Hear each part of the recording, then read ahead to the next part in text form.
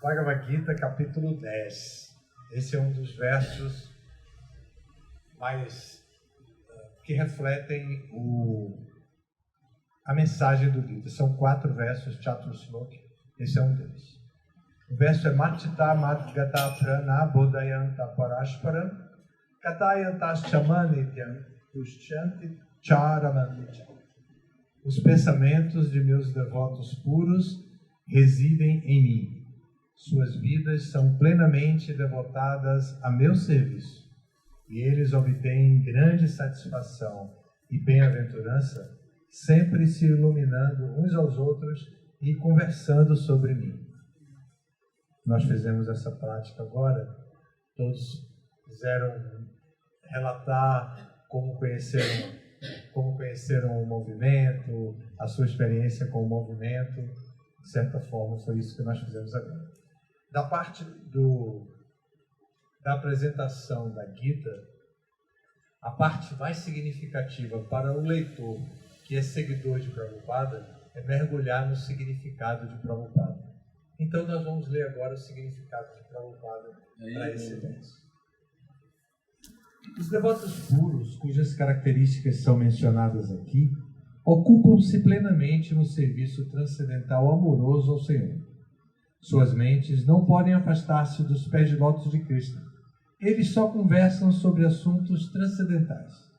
Os sintomas dos devotos puros são especificamente descritos neste verso. Os devotos do Senhor Supremo estão 24 horas por dia ocupados em glorificar as qualidades e passatempos do Senhor Supremo. De corpo e alma, eles vivem imersos em Krishna e têm prazer em reunir-se com outros devotos para falar sobre ele. Na fase preliminar do serviço devocional, eles saboreiam o prazer transcendental proveniente do próprio serviço, e na fase madura, eles se situam no verdadeiro amor por Deus. Situados nesta posição transcendental, eles podem saborear a mais elevada posição manifestada pelo Senhor em sua morada. O Senhor Chaitanya compara o serviço devocional transcendental ao ato de semear uma semente no coração da entidade viva. Há inúmeras entidades vivas vagando por todos os diferentes planetas do universo, e dentre elas, poucas têm a sorte de encontrar um devoto puro e obter a oportunidade de compreender o serviço devocional. Esse serviço devocional é tal qual uma semente semeada no coração de uma entidade viva, que continua ouvindo e cantando. Hare Krishna, Krishna Krishna, Hare Hare, Hare Rama, Rama Rama, Hare Hare.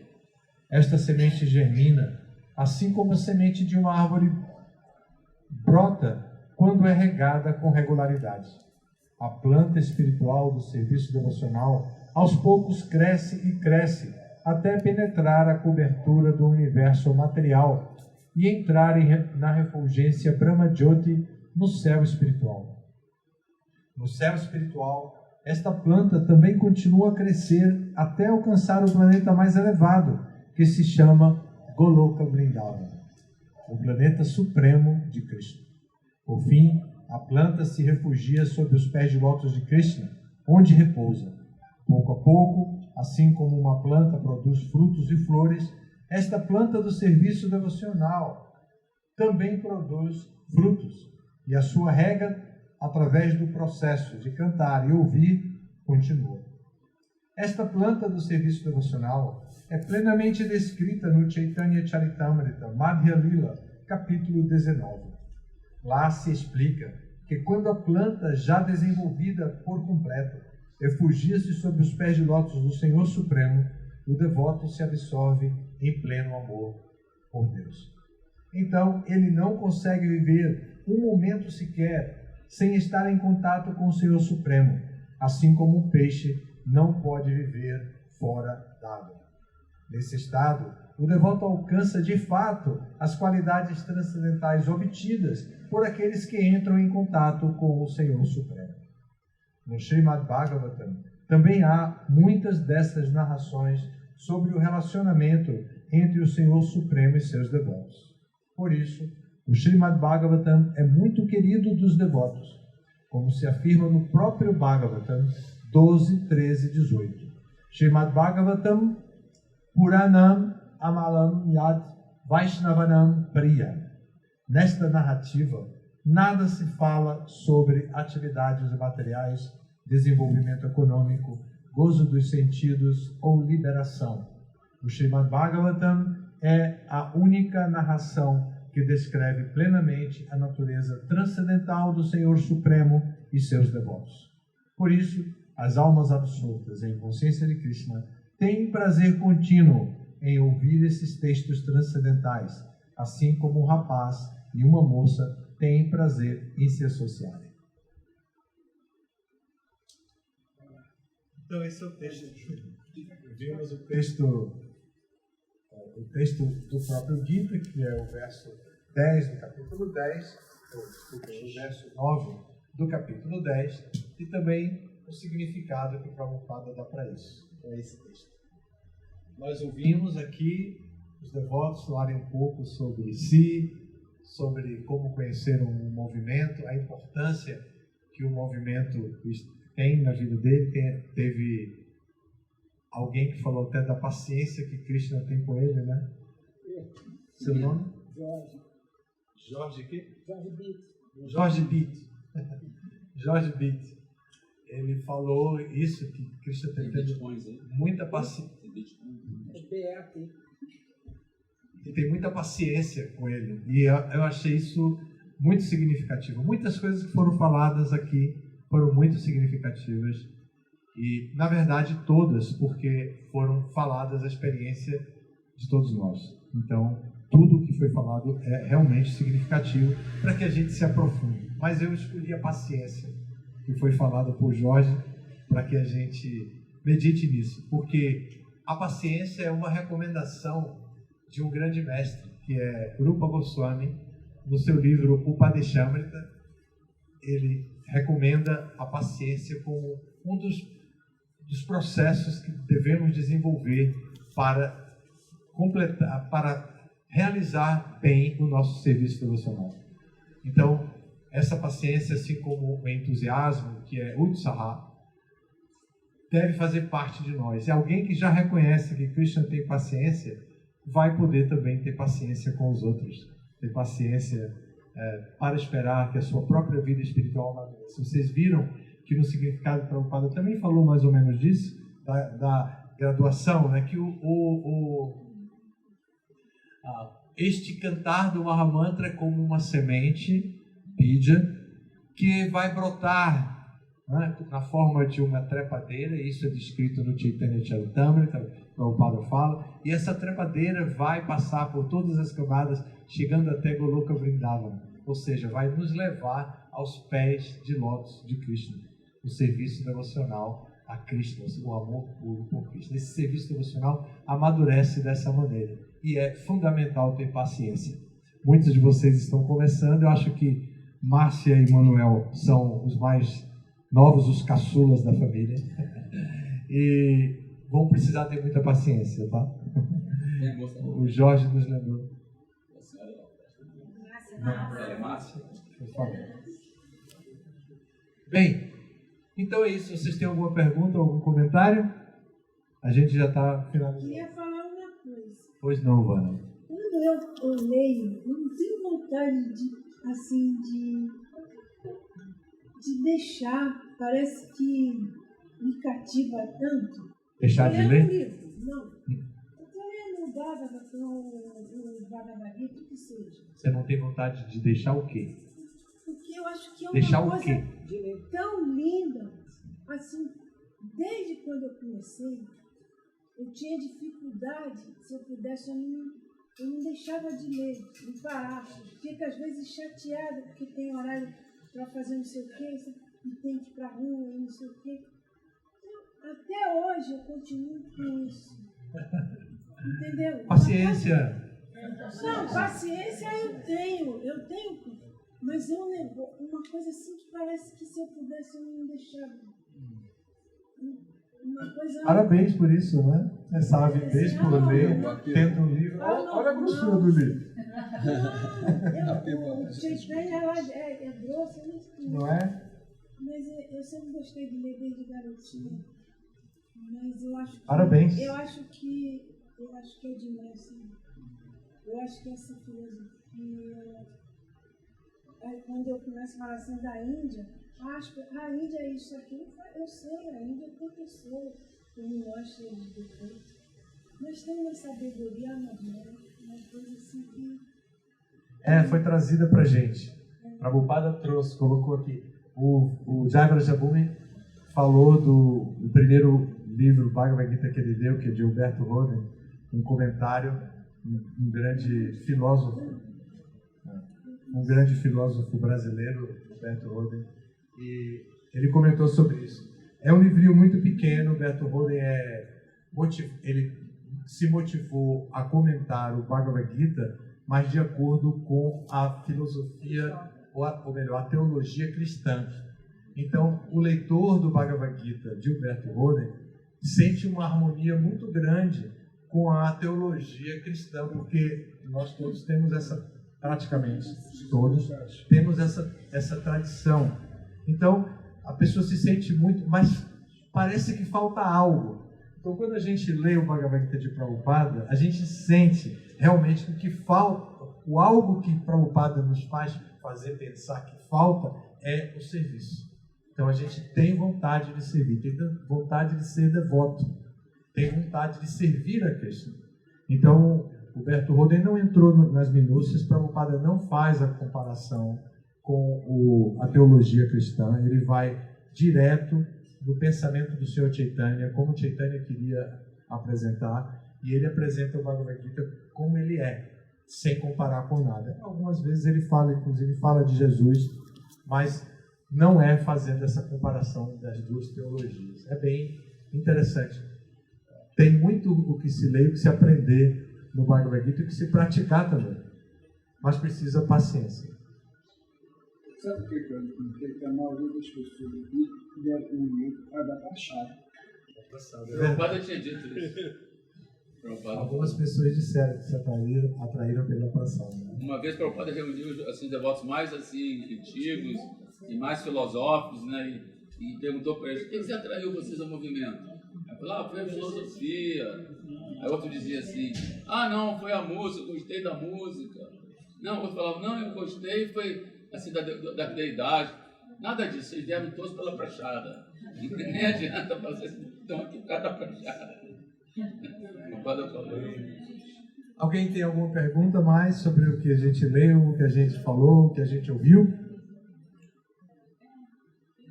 Então vamos parar por aqui um pouquinho, esperar a passada, tá bem? Fica... Mas eu tenho uma coisa que eu queria falar. Assim, sobre como você conheceu o movimento.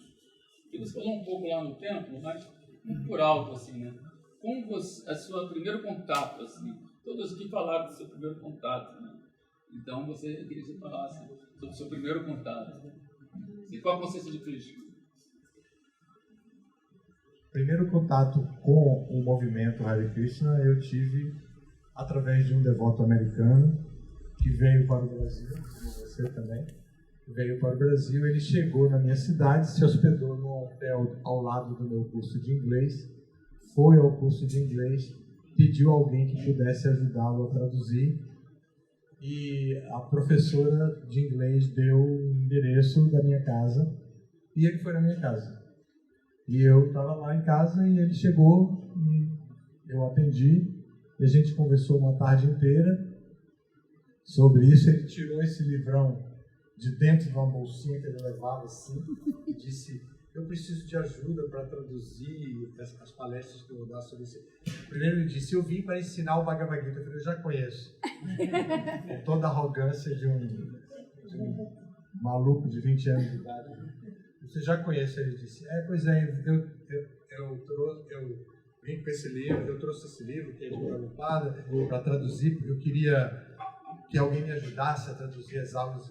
Quando eu vi o tamanho do livro, fiquei humilhado, instantaneamente me senti humilhado, porque o que eu tinha lido era muito fininho. Humberto Ramos. Aí ele disse, como ele é o Bhagavad Gita, como ele é, você quer dizer que o que eu li não era exatamente... Como é que ele... Comecei a questionar, disse, como eu posso ter um livro desse?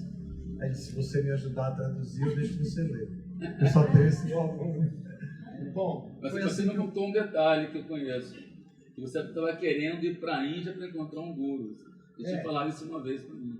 É porque eu estudava yoga nessa época, eu era estudante universitário e fazia yoga já há algum tempo. E na nossa academia saiu a propaganda de uma viagem à Índia. Então, eu me interessei pela viagem à Índia. A professora queria que eu fosse, porque eu era o modelo dela de asanas. Quando ela fazia palestras fora em algum lugar, ela me chamava e eu ia mostrar as asanas todas lá, magrelo, jovem. Então, eu fazia o que ela mandava lá. Então, ela queria muito que eu fosse. E fez propaganda muito. Aí eu pedi ao meu pai a passagem. E ele me disse que daria se eu concluísse o curso de inglês que eu tinha largado. Aí, essas chantagens típicas de pais, né? Aí eu fui fazer o curso e foi nesse lugar vizinho a um hotel, e o devoto chegou e ficou no hotel e foi no meu curso. E me encontrou. Então eu comecei a ajudar ele. Eu era do movimento estudantil na época e era membro do diretório acadêmico de minha faculdade, então foi muito fácil eu conseguir palestras para ele, porque inclusive era importante ter palestras culturais, porque a gente dizia que tinha palestra para fazer reunião contra a ditadura. Então, quando tinha uma palestra verdadeira, a gente ficava bem na fita com os diretores da estrutura. Então eu levava ele para lá todos os diretórios aceitavam, mesmo de ciências humanas, todo mundo. Quando eu falava, eles já me conheciam por causa do intercâmbio cultural que havia, que era subversivo, né? Então eles aceitavam e eu levava o devoto americano e o devoto falava sobre o Bhagavad Gita e tal, bem legal. Então essa foi a minha experiência do começo. Agora, ela mandou ele lá falar com você, porque ela sabia que você era ligado com essa parte do yoga e tudo mais, né? Porque ele chegou dizendo para ela, eu vou ensinar yoga, eu vou ensinar o vegetarianismo. Quando ela me fez o teste, para ver em que nível eu ficaria, porque eu estava voltando para outra escola de inglês, ela fez um teste e perguntou em inglês o que eu queria aprender inglês para quê. Aí eu disse, porque eu quero ir para a Índia, mas meu pai disse que só me dá passagem, estava meio revoltado, só me dava passagem se eu terminasse o curso, e eu queria fazer o curso e tal. E eu faço yoga, aí eu disse, eu sou universitária, e quando o cara chega lá e diz, eu vim ensinar yoga, eu disse que eu era vegetariano, né, que eu era macrobiótico na época. Então ela disse, então eu tenho um aluno perfeito para vocês. Pronto, deu o meu endereço e foi lá na hora. Grande devoto. E esse endereço depois virou um templo. Durante muitos anos, né? Durante anos e anos a fio, esse endereço que o Maharaj morava foi o templo de Hare Krishna de Salvador. Mas você se comunicava também com a Srila Prabhupada, né? Isso foi depois. O Rogério perguntou se eu terminei ainda a Índia. Não fui ainda. Eu perdi aquela viagem porque eu fiquei traduzindo para o devoto e saí do curso de inglês de novo.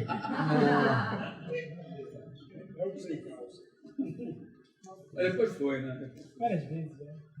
Depois eu fui muitas vezes. Você perguntou sobre... Quando... o movimento chegou em 73, em abril de 73, na minha cidade. Então, em 74, em julho de 74, o devoto americano voltou para os Estados Unidos. E nós do grupo que formamos, nessa altura já tinha um grupinho em Salvador, esse grupinho ficou se reunindo. Mas era o meu último ano de faculdade. Então, eu precisava cuidar da minha vida, assim, tava aquela coisa, né? E eu já queria ir para o interior por causa da macrobiótica e tudo. Eu vou para o interior para plantar e comer do que eu plantar e tal. E lá eu vou cantar Hare Krishna. Estava mais ou menos com essa viagem. Tinha alguns colegas de faculdade que eu pregava, levava no templo e tal. Então, uma menina era especial, assim, porque era com quem eu conversava mais sobre esse assunto, porque também ficou logo vegetariana e cantava também, tudo, e era a presidente do diretório acadêmico, então eu tinha uma relação muito forte com ela por causa dos movimentos, né, das atividades do diretório. Então, eu falei para ela, eu disse para ela que, poxa, estou me formando aí, e como vai ficar aqui o movimento? O rapaz que me ajudava mais, o devoto, que depois se tornou discípulo de Prabhupada, que mais me ajudava, Arádia, ele era bem mais novo do que eu. Ele era 3 anos mais novo do que eu. Eu tinha 21 e ele tinha 18, né? Então, ele era bem mais novo. Na verdade, ele tinha 17, porque ele era menor e o pai dele não deu depois autorização para ele morar no templo. Eu lembrei desse detalhe. Então ele tinha 17 anos e eu disse para ela, falando para ela, como é que vamos deixar ele a família não tem carro para emprestar, como eu fazia. Eu pegava todo mundo em casa, levava para reunião, com o carro de minha mãe, né? Saía, fazendo essas coisas tudo, mas ele não tinha essas facilidades, trabalhava de dia, estudava de noite, era diferente de mim, eu já era universitário, ele ainda estava no curso médio. Aí, eu falando para ela disse, vocês são todos imaturos para conduzir o movimento Hare Krishna aqui. Vocês deviam escrever para o Prabhupada, pedindo ao Prabhupada que mande alguém, porque vocês não têm condição de fazer nada. E você está se formando, vai trabalhar e tal, para que você não vai conseguir fazer mais nada. Aí eu pensei, que inteligente, meu Deus. Aí eu, na hora, não tive dúvida, fui para lá, escrevi a carta para o Prabhupada em inglês, depois levei para esse menino, que ele sabia inglês melhor do que eu ainda, o Arádia, né? Aí eu peguei ela no carro, fomos juntos até lá, a casa dele, e disse, olha, eu estou me formando daqui a alguns meses, e ela teve essa ideia de escrever para o Prabhupada, eu escrevi, ele ficou super entusiasmado com a carta na mão, eu disse, queria que você corrigisse para a gente poder mandar isso para o Prabhupada. Ele foi lá, corrigiu, ajeitou o inglês, fez o que for, datilografou, bem bonito lá, que era datilografia naquela época, né? 73, 74, datilografou tudo, e aí a gente mandou a carta, ele me entregou, disse, põe o meu endereço, porque pode ser que quando chegue você não esteja, não sei o quê. Ele queria que o endereço fosse da casa dele, eu coloquei o endereço da casa dele também, assim, ele mesmo já colocou no envelope, e mandamos a carta que chegou em Los Angeles, no escritório de Prabhupada, e Prabhupada respondeu com um telegrama. Esse telegrama é histórico. Eu não sabia que a gente estava fazendo história naquele momento, né? A gente estava... Nenhum de nós sabia. Aí Prabhupada respondeu num telegrama e depois dizendo que estava mandando o Rei Dayananda Das Goswami, que é Acharya Deva, conhecido no Brasil, e que a gente ajudasse ele. Até hoje eu estou tentando ajudar ele. Mas tem um detalhe nessa história, interessante. Ele já sabe tudo. Fica fazendo isso para eu ficar falando só para você. Ele sabe tudo. O detalhe mais interessante é o seguinte, é que o irmão dele, o Vititra, estava lá em Los Angeles, na época que a carta chegou. Estava fazendo intercâmbio cultural, né? Assim, e aí estava visitando o templo, como bata, assim, ia lá para limpar o templo e tal. Aí quando a carta chegou, mandaram chamar o irmão dele, uma carta do Brasil. Não, agora ele está dizendo errado. Vou corrigir. Mas foi que me contaram. Mas é mais ou menos, é bem próximo. Então eu vou contar essa versão, você conta depois a por isso. Aí assim, chegou uma carta do Brasil, né? Aí chamaram o Vititra. Tem um bata brasileiro aí que está aí no templo. Chamaram ele. Aí quando ele viu a carta, esse aqui é meu irmão. É a carta do meu irmão. Assim, uma coincidência, né? Aí pronto, né? Disse que ele se convenceu, então, também a ajudar. Aí não sei, conta aí. Esse meu irmão e minha irmã estavam saindo, quando o devoto foi na minha casa, minha mãe estava na rua. Só estávamos nós três, era depois do almoço, mais ou menos. Estávamos os três em casa. Eu não fui naquele dia para o curso de inglês, porque eu ganhei um Bhagavad Gita fininho. Então eu estava lendo o Bhagavad Gita na hora que o devoto chegou em casa. Só que o devoto chegou na hora que meus irmãos estavam saindo, meus 2 irmãos mais novos, de moto para a escola técnica que eles faziam. Então, meu irmão subiu rápido, recebeu o devoto, mandou sentar na sala, subiu a escada, foi no meu quarto e disse: ó, um dos seus amigos malucos aí, que tem um rabinho aqui atrás, tá aí procurando você. Desce que eu tô atrasado, não tem ninguém em casa. Aí, peguei o Bhagavad Gita pensando, eu não tenho nenhum amigo com rabinho, pelo menos até aquele momento. Eu não tinha nem hoje, eu tenho um monte de amigos com rabinho. Aí eu peguei o Bhagavad Gita, larguei lá, né, o tal Bhagavad Gita que eu estava lendo, e desci a escada e ele estava lá, me recebeu. E esse foi o detalhe. Então esse meu irmão rapidamente entrou no nosso grupo de ir para lá e tudo, no templinho que a gente fez. A princípio ele não foi, mas depois ele foi, começou a ajudar a distribuir livros na mão. Ele tinha 16 anos. Então, aí ele foi fazer um intercâmbio estudantil e foi para a Califórnia, exatamente para perto de Los Angeles, uma cidade chamada Santa Ana, da Califórnia. E eu escrevia carta, ele não sabia, porque não tinha, naquela época não tinha WhatsApp, né? Não tinha nada disso. Eu escrevia carta, não contei nada para ele que estava escrevendo a carta, nem nada. Ele ficou lá fazendo o intercâmbio dele. E ele ia todo dia, todo domingo ele ia ao templo. E brasileiro, logo chamou a atenção do presidente do templo da cidade vizinha, Laguna Beach. Hridayananda Maharaj, mandado por Prabhupada, falava espanhol e era GBC da América Latina. Mas ele descobriu que no Brasil não falavam espanhol, falavam português. Então, ele imediatamente começou a estudar português. Aí ele foi para Laguna Beach para o festival de domingo. E meu irmão estava lá, no templo de Laguna Beach. Aí o presidente recebeu ele e tudo, se viu para a sala e perguntou: e agora, o que é que o senhor vai fazer? Aí ele disse: eu estou me preparando para ir para o Brasil, porque tem um grupo de devotos que nos convidou e tudo, eu estou estudando português para ir para o Brasil. Aí ele disse: tem um devoto brasileiro aqui. Ele disse: chama ele que eu quero ouvir a sonoridade do português. Aí chamou meu irmão, né? Aí disse: eu recebi, Prabhupada recebeu uma carta de alguém do Brasil, dizendo, aí ele perguntou: de que parte do Brasil? Aí ele disse: Bórria. Bárria. Aí disse: eu não conheço esse lugar.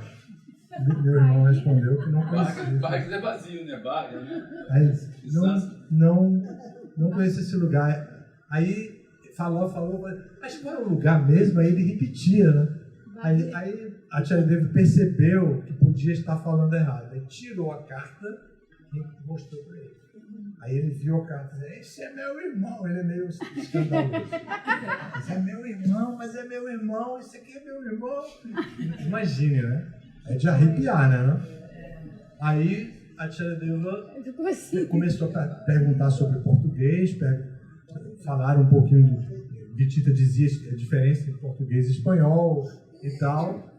E aí, pronto, ele foi assim. Era só para responder, senão eu vou contar os mínimos detalhes. Eu sou capricorniano. Eu vou querer contar os mínimos detalhes, com data, com local, até as cores das coisas. Uma coisa interessante que a Tia Deva, quando veio pela primeira vez, já deu uma aula meio assim em portanhol, né? Primeira aula que ele deu lá na São Paulo. Na segunda já deu em português.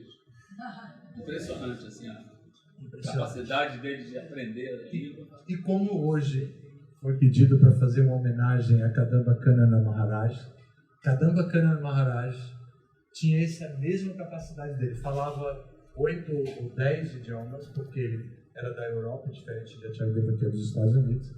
E ele veio ao Brasil, em Nova Gokula. Eu era presidente na época e eu o recebi. E ele, conversando com um rapaz que queria ser discípulo dele, um rapaz brasileiro, e ele começou a perguntar: mas como é que diz isso em português? Aí o devoto dizia como era em português. E ele criou instantaneamente a linha de raciocínio da estrutura da língua portuguesa e foi para o templo e deu aula em português. Esse foi Kadamba Swami. Kadamba Kanana Swami em nome do Guru. Aí eu encontrei com ele depois de muitos anos na Índia, ele soube que eu estava lá, foi até o meu quarto. E aí eu lembrei isso, ele disse, eu fiquei impressionado com aquilo. Ele disse, eu sou como Hridayananda Maharaj. Ele disse, eu sou como Hridayananda Maharaj, que rapidamente pega um idioma e fala assim. E ele disse, aí ele falou todos os idiomas que ele falava, que eram até mais do que Hridayananda Maharaj. Ele também fala Hindi, porque ele foi presidente do templo de Vrindavana, então ele fala Hindi também. Falava, né? Hoje ele partiu, ontem ele partiu.